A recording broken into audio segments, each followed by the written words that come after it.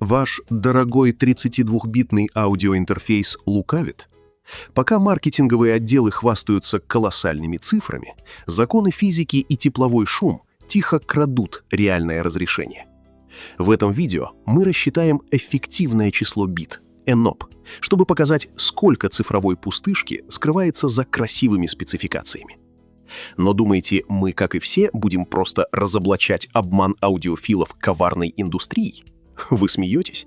Наш путь в блогинг основан на инженерном бэкграунде. И кто, как не мы, знает, что здесь все гораздо сложнее, чем кажется критикам, не сильно погруженным в глубинные детали процессов. Мы покажем вам объективную изнанку этих технологий. Обязательно досмотрите выпуск до конца. Во второй половине нас ждет подробный разбор вопросов наших зрителей. Давайте начнем с базового парадокса.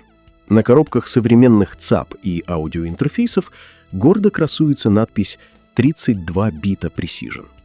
Можно подумать, что маркетологи обещают нам теоретический динамический диапазон за пределами 190 дБ. Но что происходит, когда эти цифры сталкиваются с суровой физической реальностью?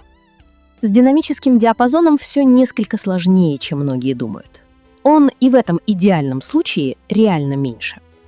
Поэтому мы будем разговаривать в сильно упрощенной парадигме, где динамический диапазон считается как 6 дБ умножить на количество бит. Привет, я Алекс. С вами, как всегда, глубокий инсайдерский взгляд на аудио. Мы с вами на канале Audio Insights от Audiophile Inventory и Юрия Корзунова, основателя и разработчика программы оптимизации и конвертации аудиофайлов для Hi-Fi и High-End систем AUI Converter. А я Аннабелла. Рада видеть вас. Смотрите до конца. Сегодня мы проверим рекламные лозунги здравым смыслом и объясним сложные вещи простыми словами. Итак, объясняем максимально простым языком. 32 бит. Это реально нужно? Здесь математика сталкивается с реальной физикой. На бумаге 32-битный звук выглядит почти идеально. Там настолько огромный запас точности, что он намного превышает возможности человеческого слуха. Но проблема в том, что мы живем не в мире идеальной математики и упрощений реальных вещей научпопом. Сама техника начинает мешать? Именно. В любой электронной схеме есть естественный шум. Даже если просто взять провод или резистор и нагреть его до комнатной температуры, внутри имеется хаотичное движение электронов.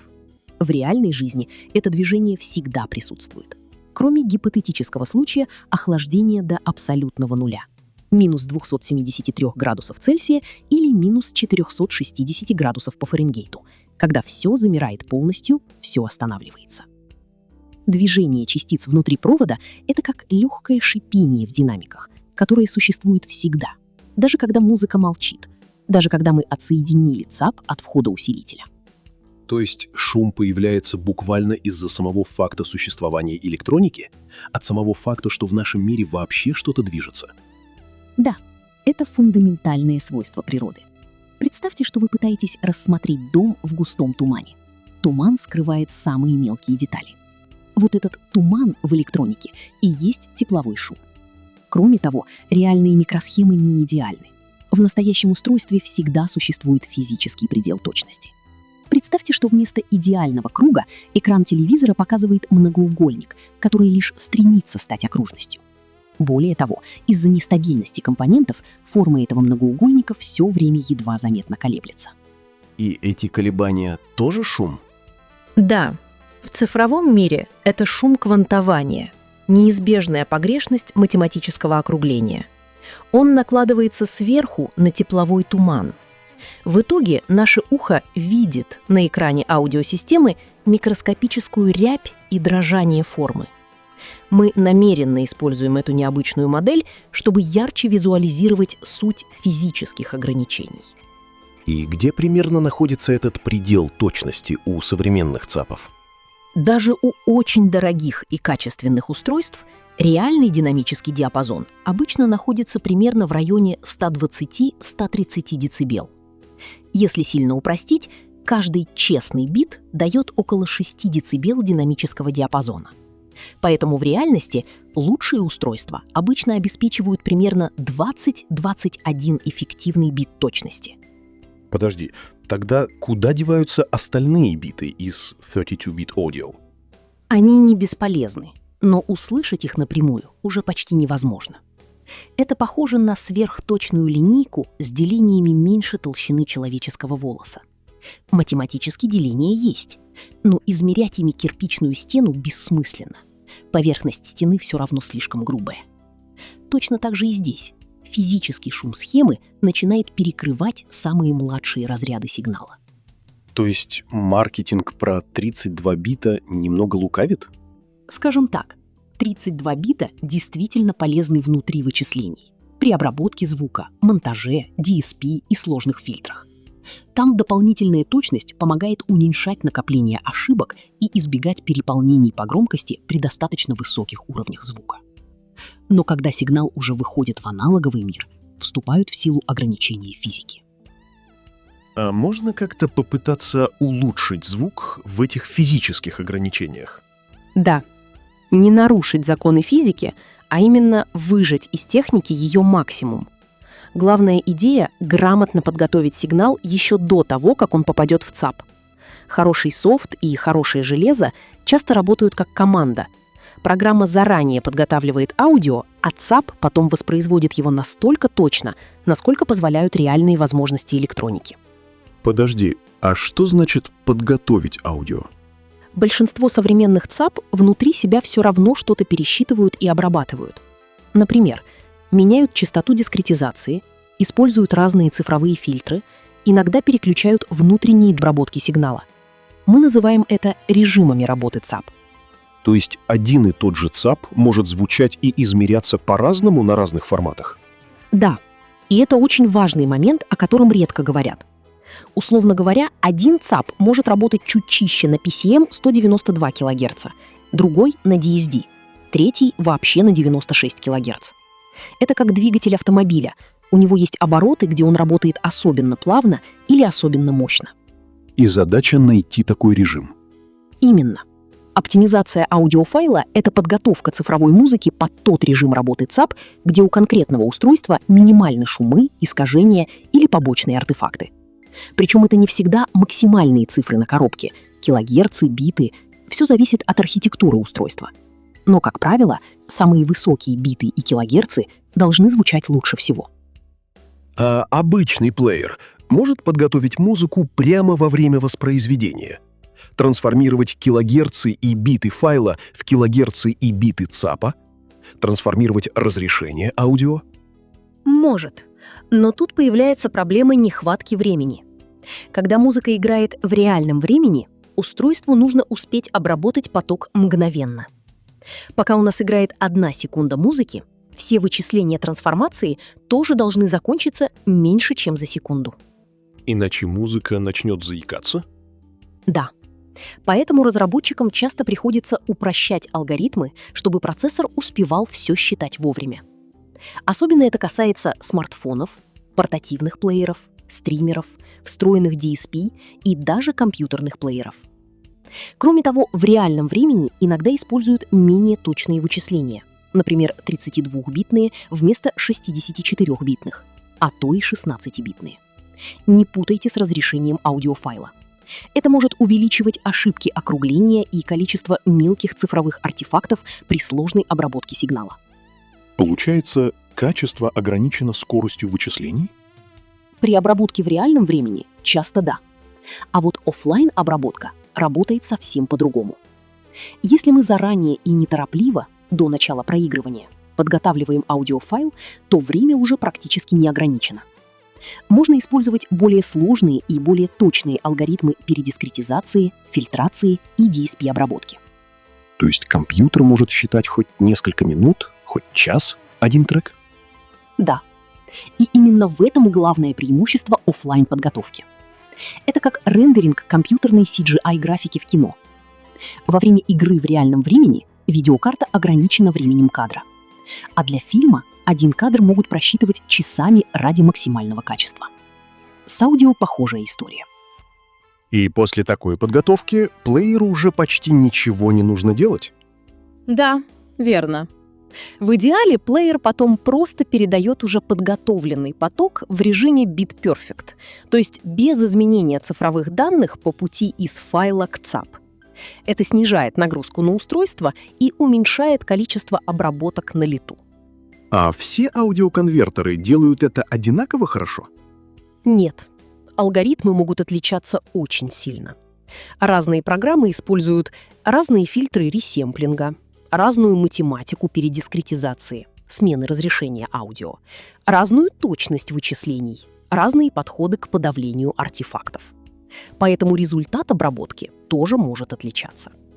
Это как приготовление кофе из одинаковых зерен. Ингредиенты те же, но вкус сильно зависит от того, как именно их готовили. Подробнее о приготовлении не кофе, но файлов к прослушиванию на вашей аудиосистеме вы можете почитать в статье и посмотреть видео по ссылкам в описании.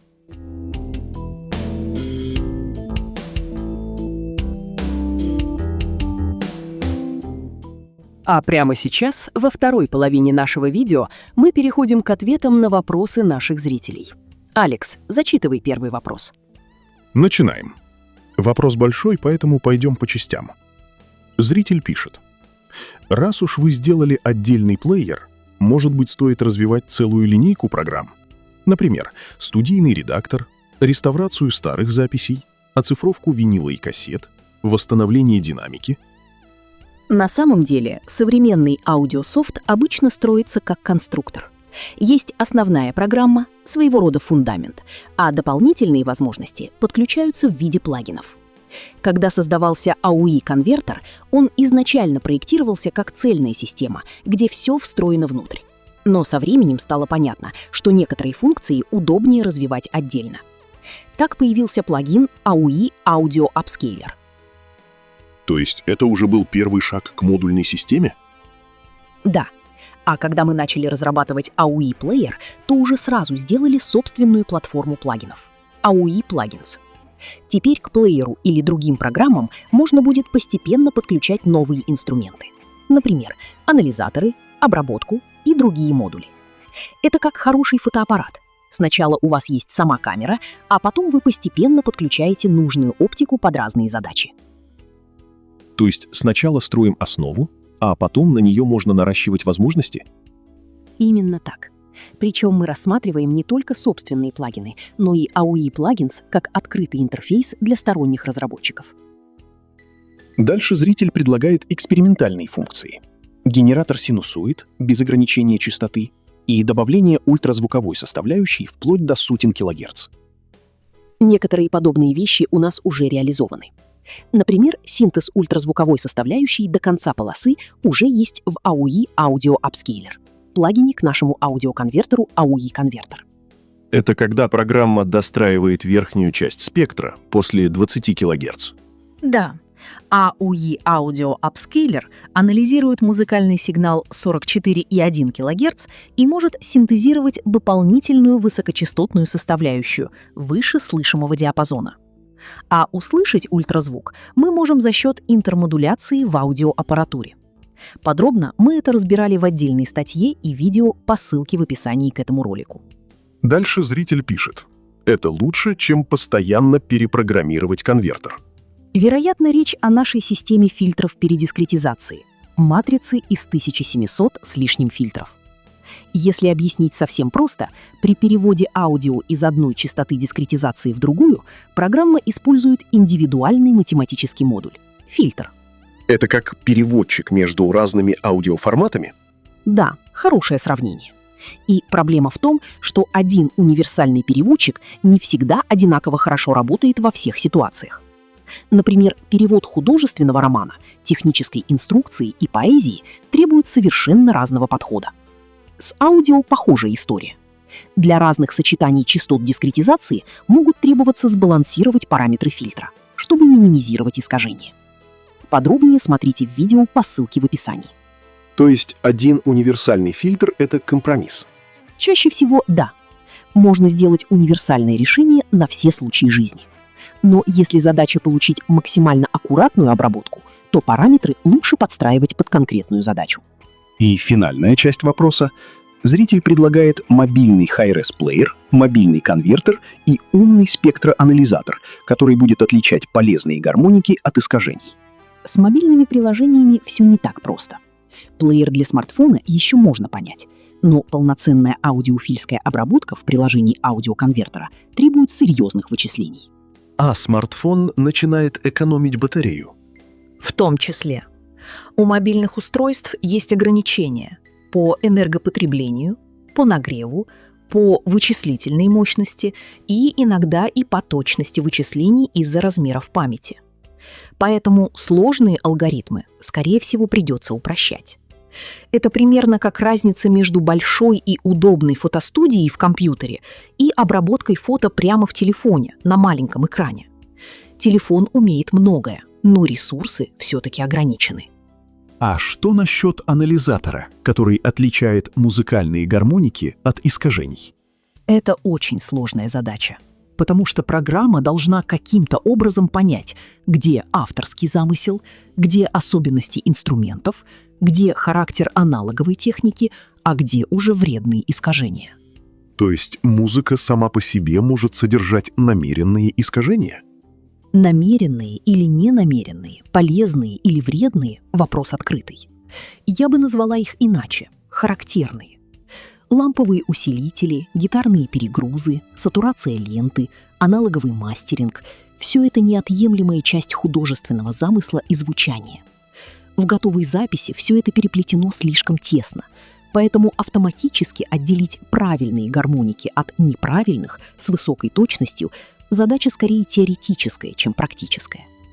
А главное, пока не очевидно, зачем и насколько это действительно нужно реальному пользователю, готовому платить за такой инструмент. Профессиональная разработка требует серьезных ресурсов, поэтому мы предпочитаем концентрироваться на задачах в порядке их реальной востребованности и наших возможностей. А программы для оцифровки винила и кассет? Можем обдумать этот вопрос в перспективе.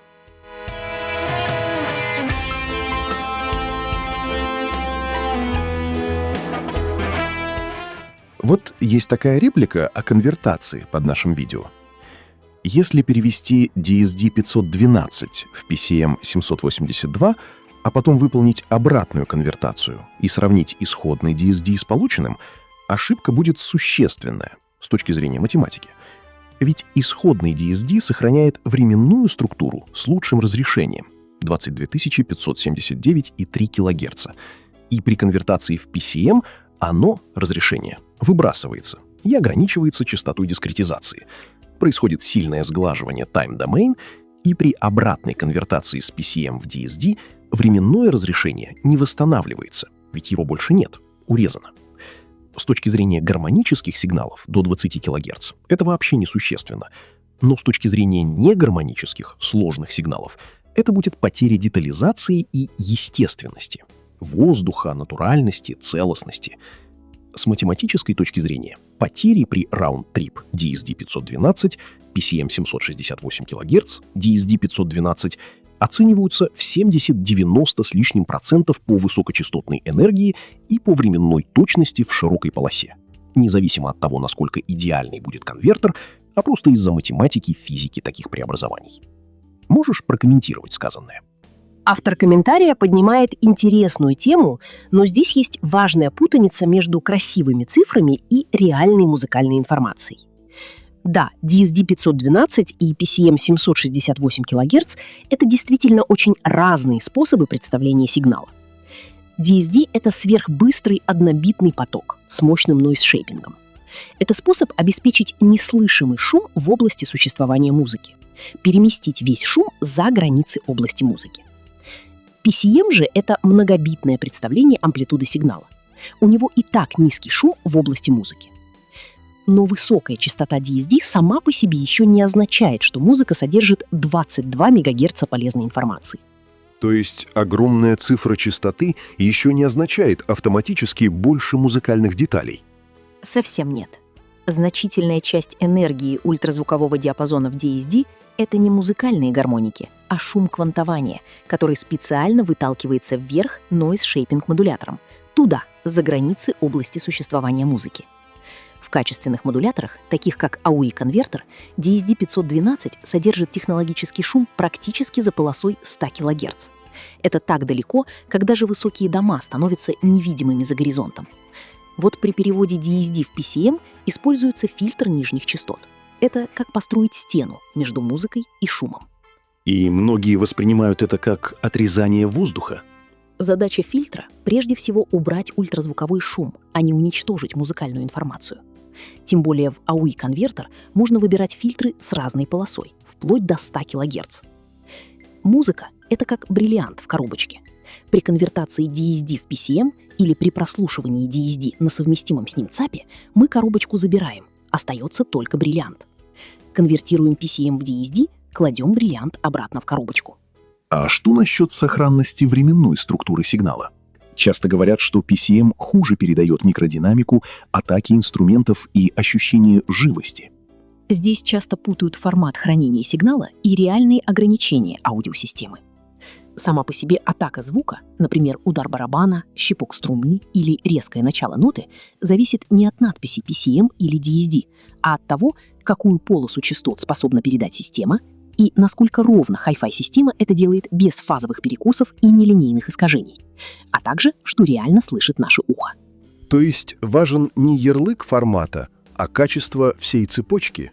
Конечно. Представьте фотографию. Резкость снимка зависит не только от бумаги, а еще от объектива, освещения, фокусировки, качества матрицы, обработки изображения. С аудио похожая история. PCM или DSD сами по себе они как два пакета бумаги разных марок, но сделанные по одному стандарту. Человек, скорее всего, и не отличит один лист от другого. А вот напечатать на ней мы можем рисунки разного качества. А почему тогда люди связывают атаку именно с ультравысокими частотами? Потому что атака — это очень быстрые изменения сигнала. И интуитивно кажется, чем выше частоты, тем лучше должна передаваться резкость и скорость звука. Потому что так говорит абстрактная математика. Но на практике главное, насколько точно система работает во всей слышимой полосе частот. То есть в области примерно до 20 кГц. То есть, если система аккуратно передает слышимый диапазон, атака уже сохраняется? Да. Если амплитудная характеристика ровная, фаза ведет себя линейно, аппаратура не вносит серьезных артефактов, то атаки и микродинамика сохраняются очень точно. Ухо получает все, что может обработать, а то, что за пределами этого, влияние того уже под вопросом. А что тогда насчет ультразвука выше 20 кГц? Некоторые уверены, что именно там находится воздух и натуральность.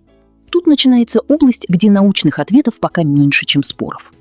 Есть подтвержденный факт. Ультразвук может создавать слышимые продукты интермодуляции. Их уровень зависит от системы. Как это влияет именно на атаку? Вопрос пока не изученный. Это скорее придание особого звучания, чем стремление улучшить воспринимаемую атаку. То есть высокие частоты смешиваются между собой? Не совсем. Когда пара ультразвуковых компонент проходит через достаточно нелинейную, искажающую звук электронику, динамики или даже акустику помещения, могут появляться новые частоты уже внутри слышимого диапазона. Это примерно как если смешать две краски и неожиданно получить третий цвет. Но только изначальные краски невидимые. И вот этот новый слышимый сигнал теоретически может влиять на восприятие атаки или пространства, а вот его вклад в общий звук зависит от системы. А вторая гипотеза? Что ультразвук может восприниматься организмом не напрямую через слух, а каким-то более сложным способом. Например, через вибрации тканей, через особенности работы мозга или через косвенное влияние на восприятие. Эту тему иногда связывают с так называемым hypersonic эффект – гиперзвуковым эффектом. Но тут важно понимать, однозначного научного консенсуса пока нет. Полагают еще, что это вопрос все той же интермодуляции. То есть утверждать, что ультразвук точно делает звук живее и улучшит атаку, пока нельзя. Да, это пока скорее область гипотез и исследований, чем твердо доказанный факт. Поэтому с инженерной точки зрения мы обязаны прежде всего идеально сохранить то, что человек гарантированно слышит, А уже все, что выше слышимого диапазона, это область осторожных предположений, а не строгой науки. А что происходит с атакой при конвертации DSD в PCM? Если при конвертации используются линейно-фазовые фильтры, то в рабочей полосе временная структура сохраняется полностью. Линейно-фазовые фильтры — это как абсолютно гладкое оконное стекло красного цвета, через которое красный свет проходит неизмененным. Также переход музыки из одной формы хранения в другую не делает принципиальной разницы между синусоидой, сложным музыкальным сигналом, шумом, атакой барабана или оркестровым фрагментом. Для математики это просто сигнал как сигнал. То есть сама идея, что сложный негармонический сигнал обязательно разрушится, не совсем корректна. Это высказывание ни на чем не основано. Похоже на очередной аудиофильский миф, возникший из интуитивного восприятия, а не из каких-то знаний, на которые можно опереться. Если конвертация выполнена качественно, то потери в слышимой полосе ничтожны, и ими можно пренебречь. Все это измеримо и видно наглядно на частотно-временных и прочих диаграммах. А как тогда понимать заявление про 70-90% потери высокочастотной энергии? Нужно понимать, о какой энергии вообще идет речь. Если считать всю ультразвуковую область DSD, то там действительно очень много энергии. Но большая ее часть — это как раз технологический шум, а не музыкальные обертоны. Поэтому исчезновение этой энергии после фильтрации не означает автоматическую потерю музыкальной информации. Да и как в микрофон попадут такие высокочастотные ультразвуковые гармоники, не утонув в окружающем шуме? А зачем тогда конвертировать PCM в DSD или наоборот? А потому что здесь уже надо вернуться в реальный мир с реальными аудиосистемами, которые могут звучать по-разному в DSD и PCM из-за того, что созданы из реальных компонентов со своими особенностями. Это как розы. Каждый цветок уникален.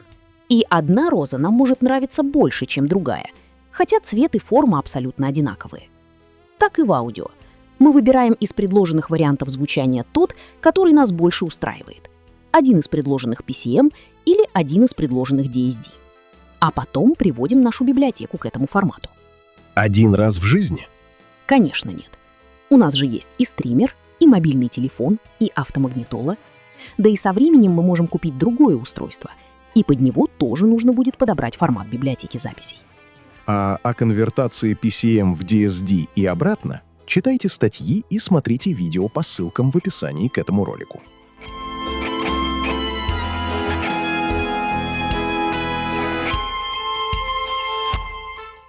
Наш зритель пишет про интерфейсы ЦАПов I2S и USB.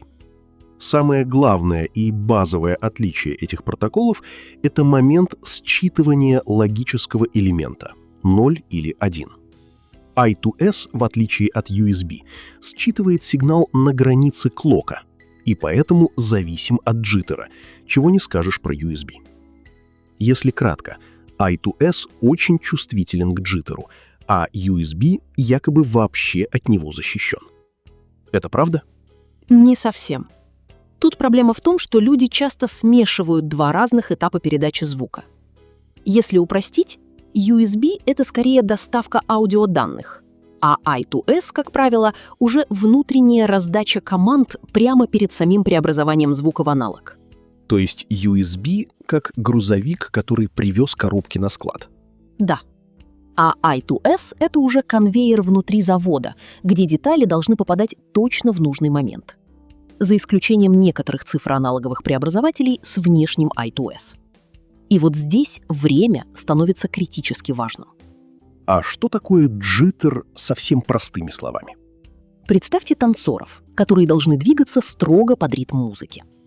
Если ритмичность движений каждого чуть плавает, совсем немного ускоряется или запаздывает, зритель может даже не понять, что именно не так. Но ощущение цельности и точности движения начинает теряться. В цифровом аудио джиттер — это очень маленькие ошибки во времени. Не ошибка самих данных, а ошибка момента, когда они считывают или восстанавливают форму звуковой волны. Джиттер имеет эффект только на границах цифровой и аналоговой сред. То есть проблема не в том, что передали, а в том, когда именно это считали? Именно. В классической схеме I2S данные читаются строго по входному тактовому ритму. Поэтому качество этого ритма действительно важно. И там зарезервирована отдельная линия подтактирования. Но современные хорошие ЦАПы часто пытаются дополнительно защититься от проблем входного сигнала. Каким образом? Например, данные могут сначала временно складываться во внутренний буфер, своего рода маленький цифровой склад. FIFA. Первый вошел, первый вышел. А уже потом ЦАП считывает их своим собственным локальным генератором с более стабильным внутренним ритмом. То есть устройство как бы перепаковывает поток под свой внутренний темп. Да, хорошее сравнение. Это похоже на ситуацию, когда грузовики приезжают на склад с разной скоростью, но внутри склада конвейер с привезенными ящиками все равно движется ровно и стабильно. Получается, современные ЦАПы уже умеют частично изолироваться от джиттера источника. Во многих случаях да. Для этого используют временные буферы FIFA, повторную синхронизацию аудиопотока, реклокинг, синхронизирующие PLL-схемы и иногда почти полное пересоздание внутреннего тактового ритма устройства. Полностью исключить влияние временной нестабильности крайне сложно. В конечном итоге аналоговый сигнал все равно должен восстанавливаться по очень стабильному внутреннему или внешнему временному ритму. И качество этого ритма остается важной частью хорошего ЦАПа.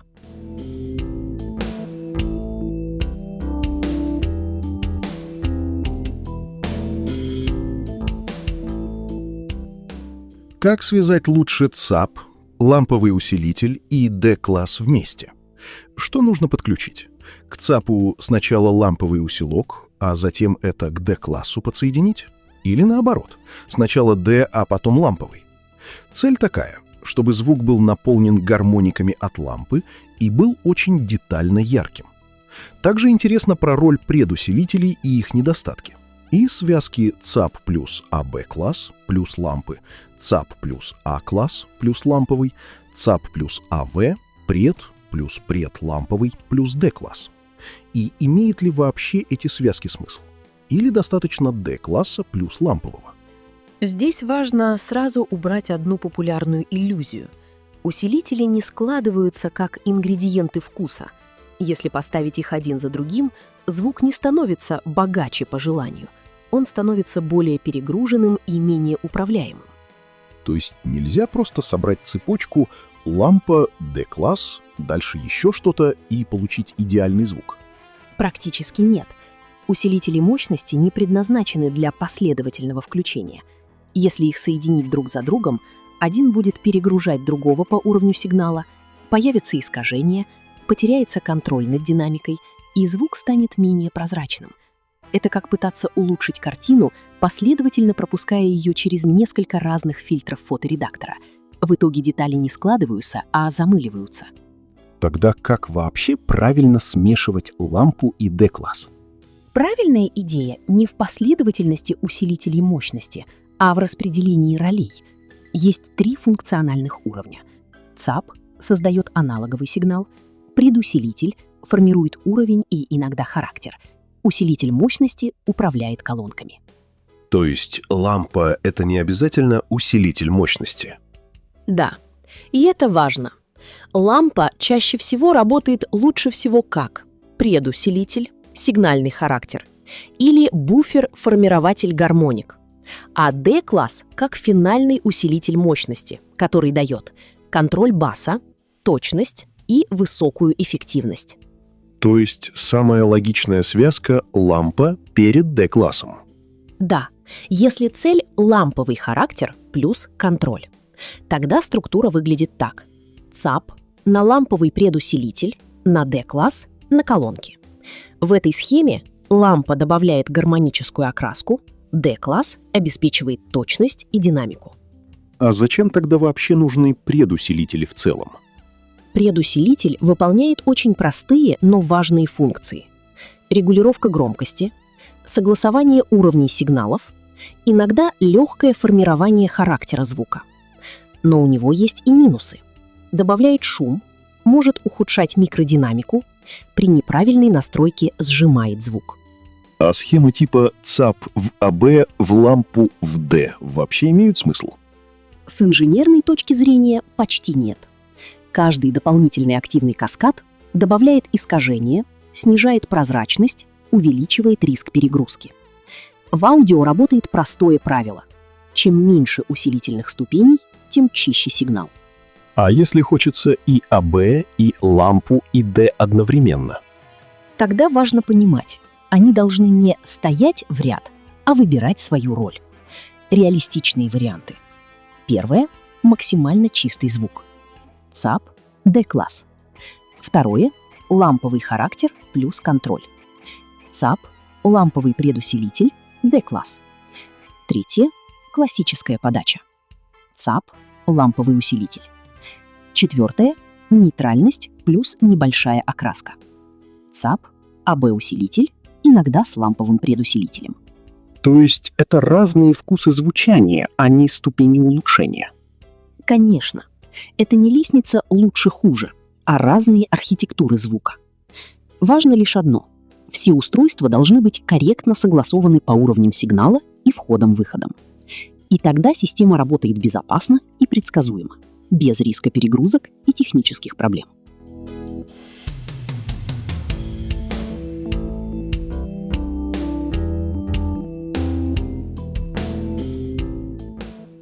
Такой вопрос. Драйвера и спецплеер на компе могут обойти звуковую карту? Если имеется в виду цифровой выход компьютера на ЦАП, USB или SPDIF или HDMI выход, то такая техническая возможность есть. Использовать плеер, совместимый с драйверами звуковой карты ASIO, Wasapi под Windows или Core Audio под macOS.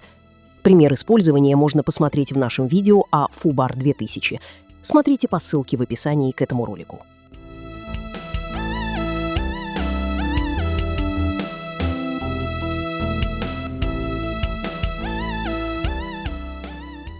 А если включить на компьютере, без ЦАПа, в плеере PCM-трек с частотой 1,5 МГц, 700 кГц, но звуковая карта поддерживает меньше, будет ли толк?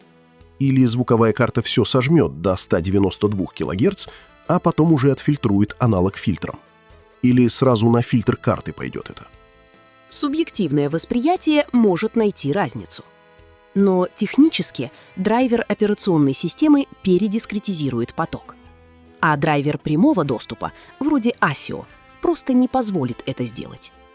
Наше время вышло, давайте прощаться. Встретимся в следующих выпусках. Обязательно почитайте статьи и посмотрите ролики по ссылкам в описании к этому видео. А с вами были Аннабелла и Алекс на канале Audio Insights от Юрия Корзунова, основателя Audiophile Inventory и разработчика программы конвертера аудиофайлов для профессионалов и взыскательных меломанов AUI Converter. В комментариях задавайте вопросы для следующих выпусков и делитесь своим опытом по темам этого ролика. Подпишитесь на наш канал и поделитесь ссылкой на это видео с друзьями, если вам было интересно. Поставьте лайк, чтобы сделать это видео ближе тем, кто, как и вы, ищет ответы. До новых встреч, друзья! И пусть ваш звук всегда будет безупречен.